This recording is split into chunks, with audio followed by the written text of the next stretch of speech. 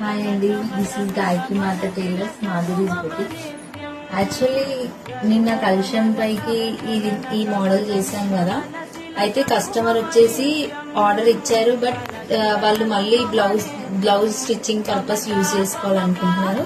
So వాళ్ళ కోసం specially ఇట్లా నెక్ వేసేసి అమ్మవారి ఫేస్ బ్యాక్ సైడ్ వేసేసి హ్యాండ్స్ వచ్చేసి ఇట్లా ఫ్రంట్ దానికి రిలేటెడ్ గా హ్యాండ్స్ వేసేసాము.